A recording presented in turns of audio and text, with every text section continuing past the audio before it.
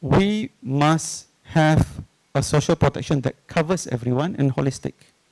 Which now, in terms of labor, for instance, Singapore, about 99% of workers in Singapore are protected, contributed and protected. In Malaysia, only 60% contributed.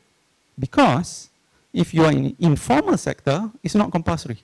The government encourage. This is wrong. Every worker, regardless of either informal sector, makcik kia or you, or business owner, citizen or non-citizen, must contribute. It's very important. Social protection. And the social protection must follow life cycle from birth, the first 2 years, so you're not short, unemployment insurance, and when they retire. How do we increase? One question, how do we increase? We cannot increase. Only 2 ways. You increase contribution rate, which many Malaysians cannot afford, or you increase wages, which you guys oppose. This problem should not create this, the first place. The former Minister of Finance, Zafrul Namiti, I wouldn't say it. He should be punished for this silly decision. He made a lot of people poor.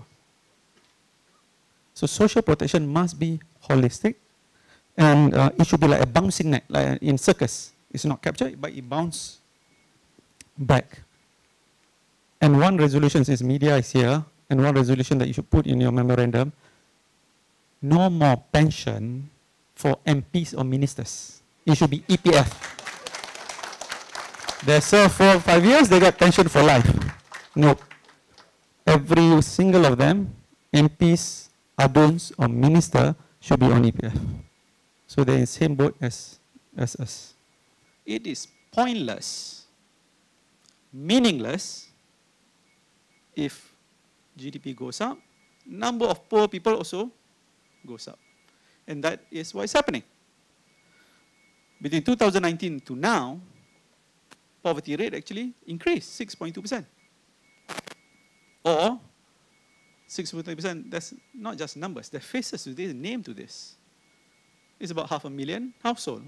One household, 4 people, that's about 2 million Malaysians below poverty line. And if you look, so it's high. It's not yet recovered to pre-crisis. So when you keep hearing GDP better, you say, hold on. Better for whom? It's not better for that 2 million Malaysians.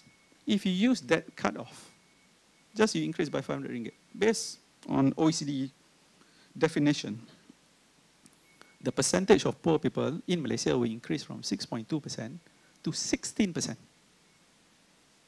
From 2 million to 5 million. Increasing just by 600 ringgit. That shows how vulnerable many Malaysians are.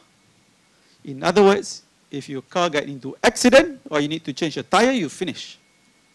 That's 600 ringgit. Poverty goes up, and a lot of Malaysians are very vulnerable.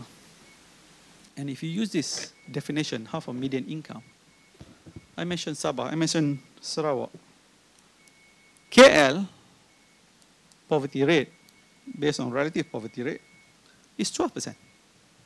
Increase 10% in 2019 to 12%. KL.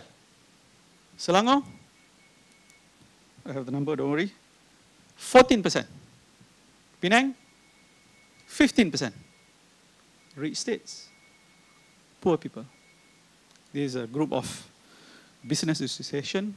You all look very rich, but it's also need to look at our other Malaysians.